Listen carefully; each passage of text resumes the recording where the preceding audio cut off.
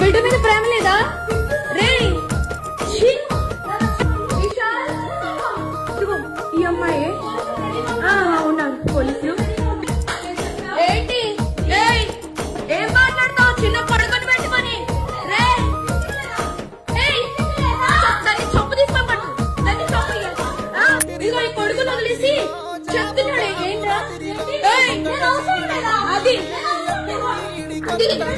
దీనికోసం రా వచ్చింది. 10 మంది వెళ్తుందిరా అది. ఏంట్రా ఇదిగో ఈడ అసిస్టెంట్.